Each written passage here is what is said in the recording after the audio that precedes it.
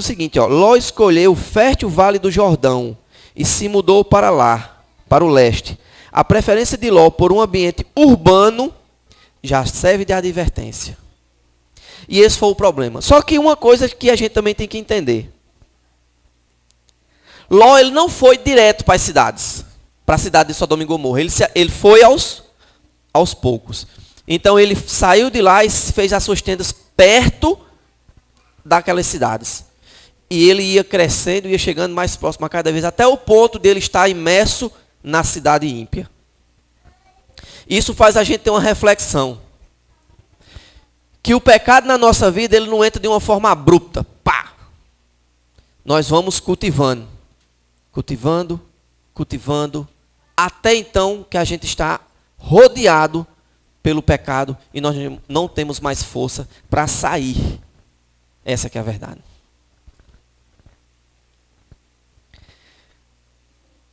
E o que nós vemos mais depois que Ló estava lá?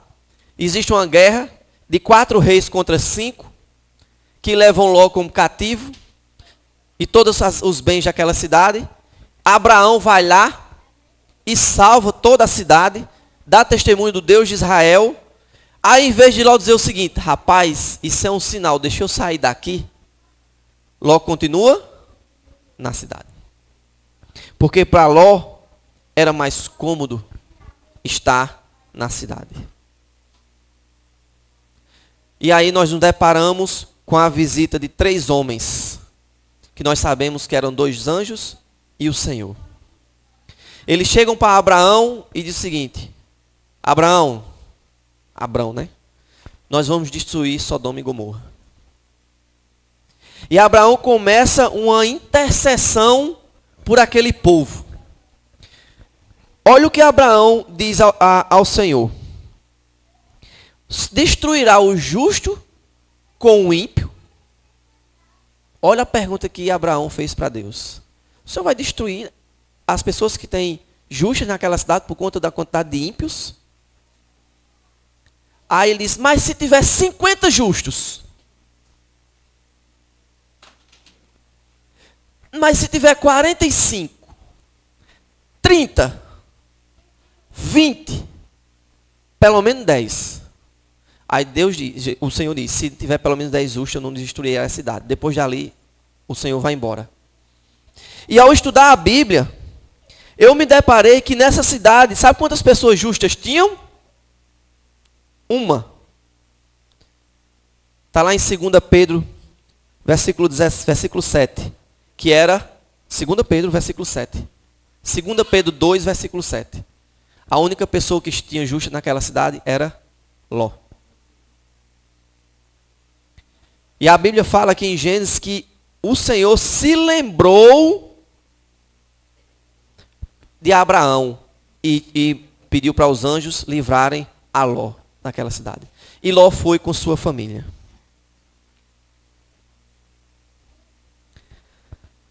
E eu queria ler aqui o capítulo 109 do livro Patriarcas e Profetas. Preste bem atenção.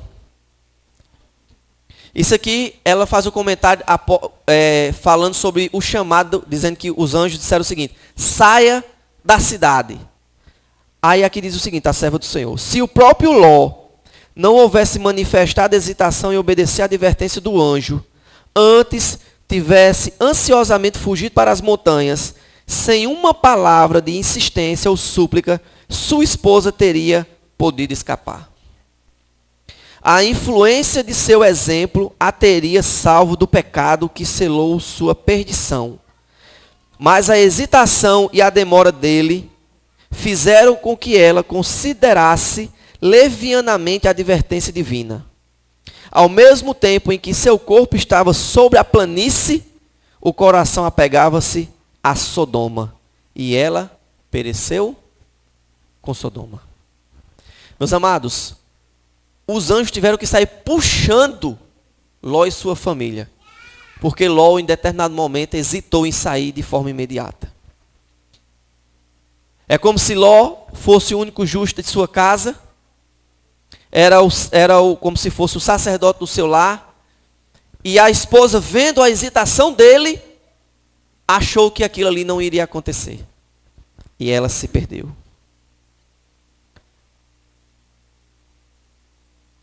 Após essa leitura, fica claro que Ló era o único justo daquela cidade.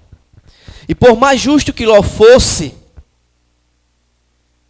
ele tomou algumas decisões erradas. A primeira delas foi ir para próximo de Sodoma e Gomorra. A primeira delas. Após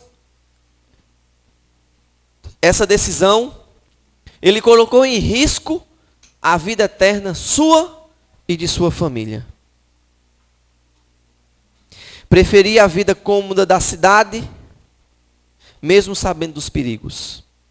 E eu vou ler aqui na página 113.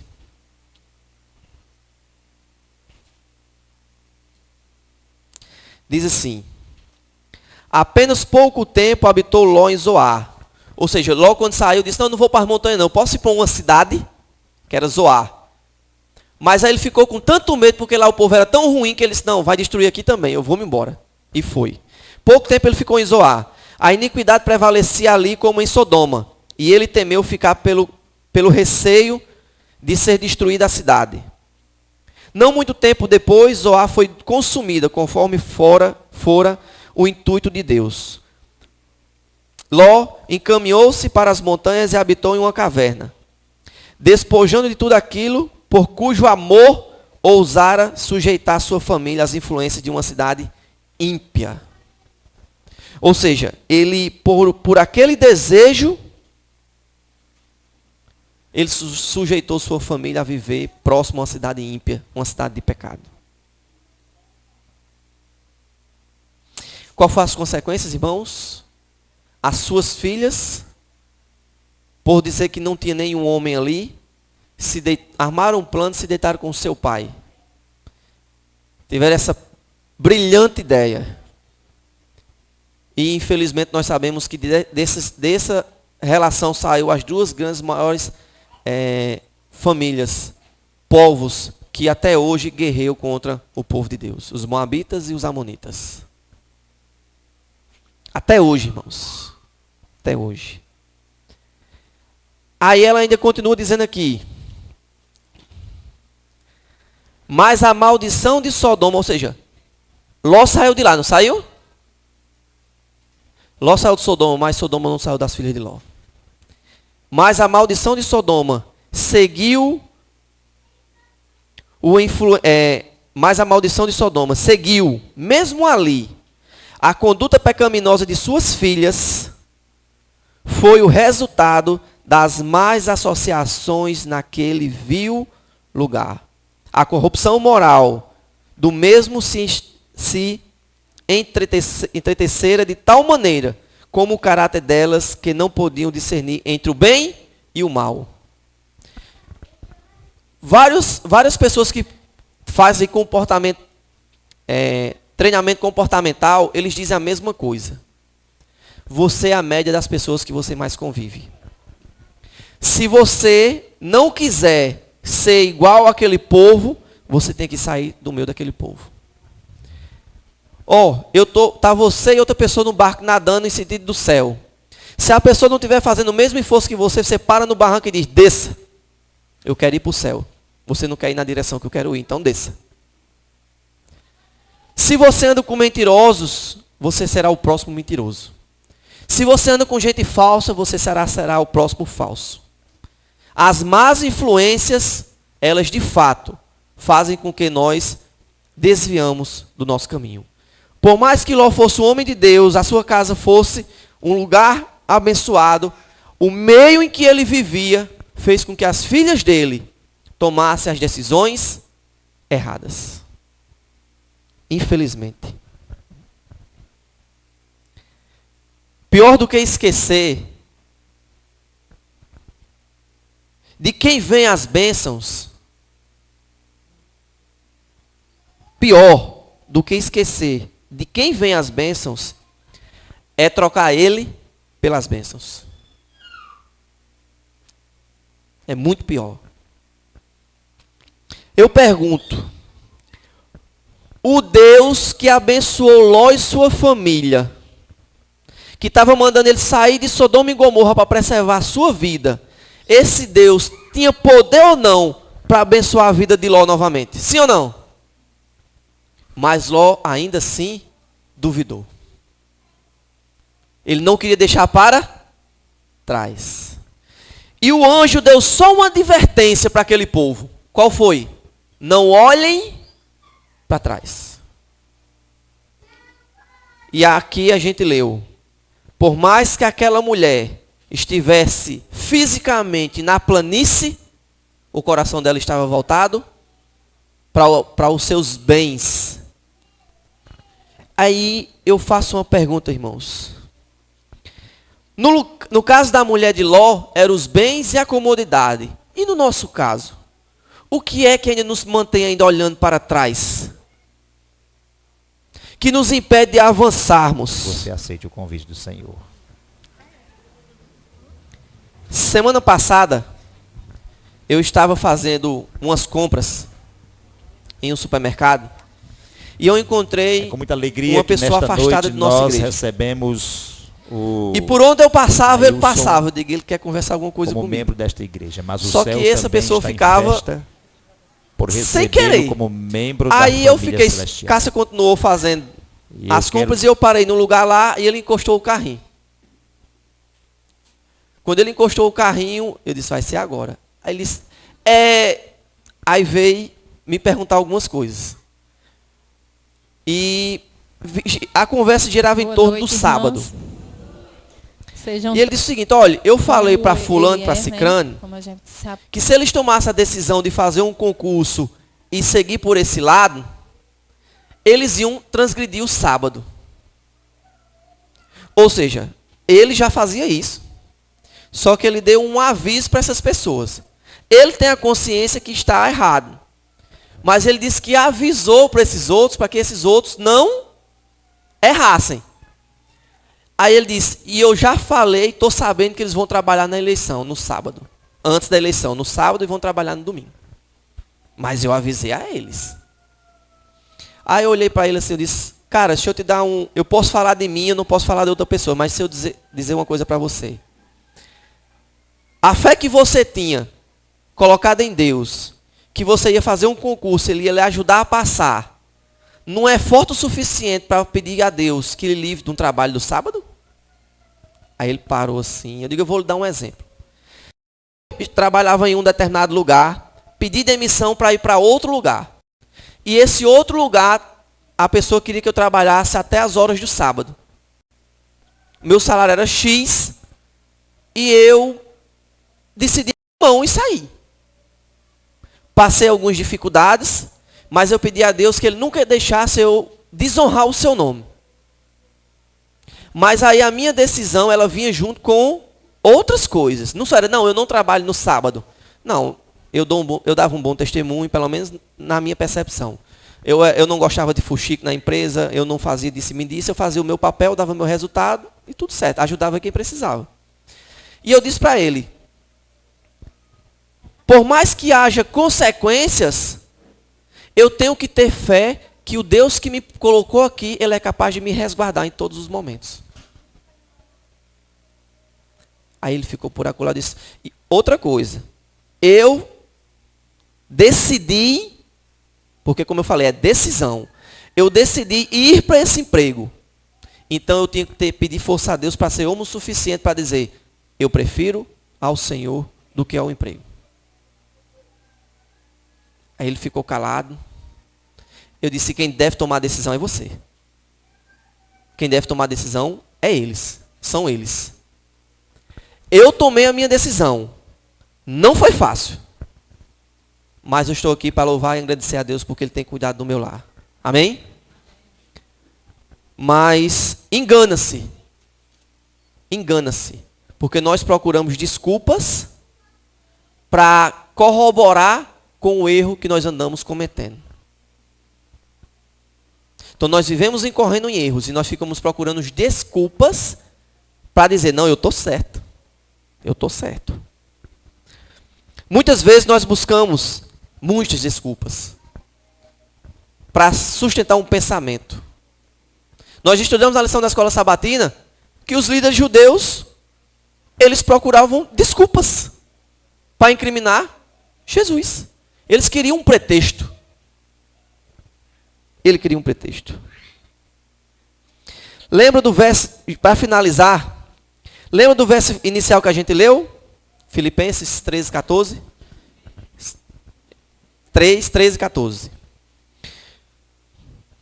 Que nós temos que esquecer, deixar de olhar para trás e seguir avançando.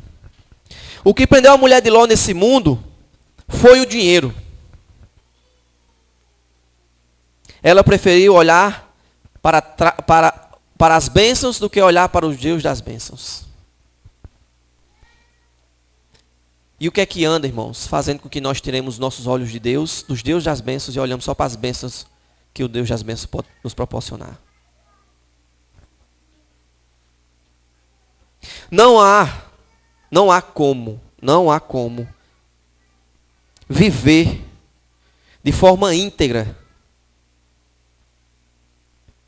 continuando a alimentar os velhos costumes, as velhas práticas e os velhos hábitos. Nós somos grandemente influenciados pelo meio em que vivemos. E como eu disse, se você estiver no meio de 5 mentirosos, você será o 6º. Pode ter certeza disso. Eu só digo uma coisa, irmãos. Queira estar no meio daqueles que desejam estar no céu. Amém? Tenham esse desejo. Se você hoje está ainda no meio de pessoas que não têm esse desejo, seja a luz para essas pessoas. Mas vai haver um momento que você vai dizer o seguinte: cara, tu não quer dirigir, não quer ir no barco na minha direção não, então desce, que eu preciso ir para o céu. O Senhor nos manda sair de Babilônia, sim ou não? Sair da Babilônia e aceitar a Cristo. Aceitar a Cristo requer decisões. E a primeira delas é nos separar do pecado. Essa é a primeira decisão. Pecado muitas vezes, muitas vezes o pecado está no meio daquele lugar que nós queremos estar.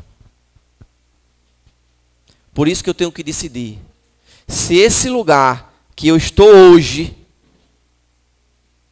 seja no trabalho, seja onde for, é um antro de perdição, é um antro de pecado, eu preciso sair do meio dele.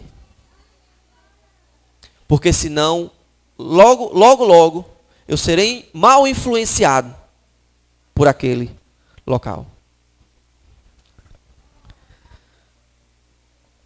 Paulo diz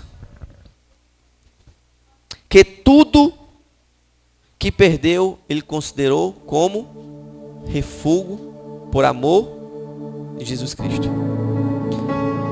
Paulo tinha reputação, Paulo tinha influência e Paulo tinha uma boa situação financeira.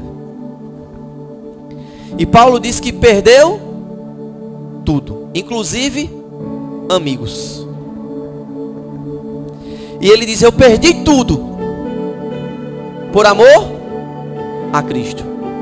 Mas eu considero tudo isso como refúgio. Ou seja, de nada importa, porque o amor a Cristo é maior do que tudo.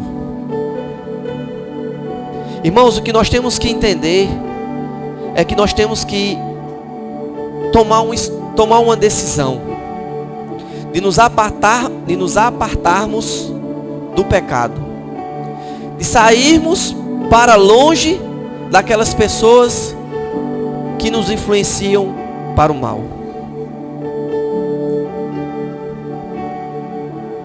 Meu apelo hoje é que nós escolhamos deixar a velha vida no passado e buscarmos os frutos do Espírito Santo, que nada mais é do que a prova de uma vida transformada em Cristo Jesus. a busca pelo Espírito Santo. Irmãos, hoje é um dia de decisão. Hoje é um dia de você dizer: Senhor, nada e nem ninguém vai impedir de eu viver uma vida em conformidade com a tua vontade.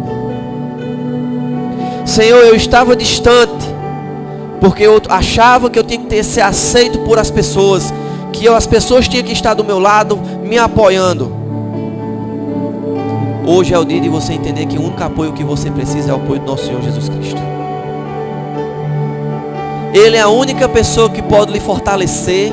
Ele é a única pessoa que pode lhe dar o auxílio. Ele é a única pessoa que nunca vai lhe trair. Ele é a única pessoa que nunca vai lhe desapontar. E Ele fez uma promessa: que todos aqueles que nele crê não morrerão eternamente. Mas para que eu não morra eternamente, tem aquele segredinho, né? O código 16, 16, 13, 13. Quem crê e for batizado será salvo. Está lá em Marcos 16, 16. Mas aí vem o outro versículo, Marcos 13, 13. Aquele que perseverar até o fim, esse será salvo. Meus amados, não permita que ninguém lhe desvie do caminho do Senhor. Busque a Deus todos os dias e diga: Senhor, me ajude a não ceder, porque eu sei que Jesus está voltando, irmãos. Dentro em breve Ele descerá nessas nuvens do céu e Ele vai levar todos aqueles que decidiram permanecer fiéis ao Evangelho, ao Senhor Jesus. Que Deus nos abençoe. Nós vamos ouvir agora mais um louvor. E eu queria que você meditasse na letra desse louvor. E se hoje você decide dar um passo a mais no que você já fez, você fique de pé, para que a gente possa orar e que Deus possa tocar os nossos corações. Oi.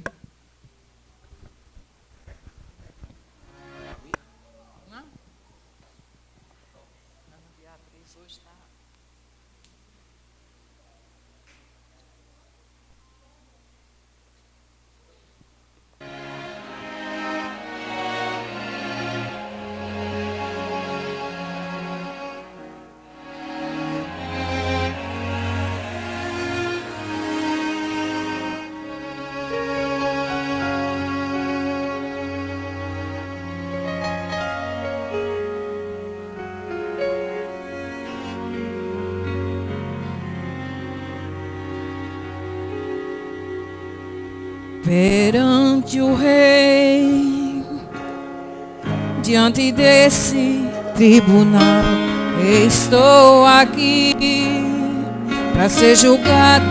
Afinal, culpado eu sou e já não posso apelar e nem fugir. Agora eu tenho que enfrentar. Ouço a sentença do juiz. Ele me olha e me diz: meu filho, não temas, o meu amor te basta. Já paguei o preço, te declaro sem culpa. Não posso crer, é impossível compreender um amor assim. Que condenado foi por mim e salvo eu fui.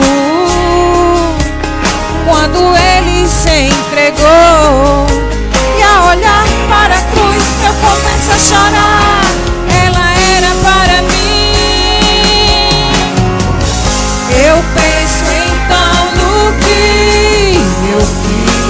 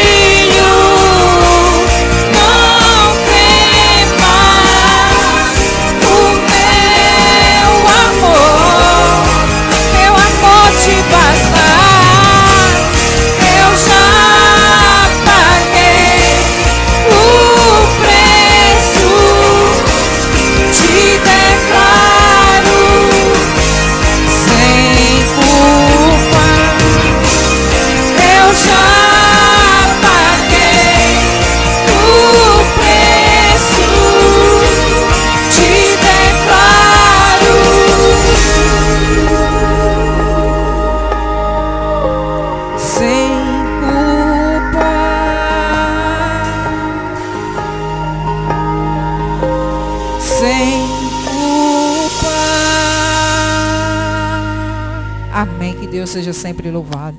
Amém. A serva do Senhor diz o seguinte aqui, ó. Aqueles que ouvem o convite do Evangelho, chamando os pecadores ao arrependimento, e não o atendem, são mais culpados perante Deus do que foram os moradores de Sodoma e Gomorra. E ainda maior pecado é daqueles que professam conhecer a Deus e guardam os seus mandamentos, e contudo, negam a Cristo em seu caráter e em sua vida diária. Pesado, né? À luz da advertência do Salvador, a sorte de Sodoma e Gomorra é um aviso solene, não simplesmente para os que são culpados do pecado declarado, mas a todos que têm em pouca conta a luz e privilégios enviados do céu. É pesado, irmãos. Então que nós possamos orar e pedir a Deus que Deus nos ajude a ter uma boa conduta nessa terra, mostrando os frutos do Espírito Santo, para que as pessoas vejam que Deus, Ele habita em nós. Vamos orar. Senhor Deus, muito obrigado, meu Pai, porque o Senhor tem cuidado dos teus filhos. E que a cada dia o Senhor venha nos orientar, Senhor Deus, a tomar as melhores decisões. Senhor Deus, perdoa os nossos pecados, que são tantos. E nos ajuda, Senhor Deus, a passarmos a ter o fruto do Espírito Santo em nossas vidas. Nos perdoa, Pai, e nos orienta a viver uma vida em conformidade com a Tua palavra. Nos ajuda, em nome de Jesus, amém. Irmãos, que Deus abençoe a todos vocês e que nós possamos estar aqui quarta-feira de novo, domingo para mais um culto e convidar pessoas, tá bom? Que Deus seja louvado.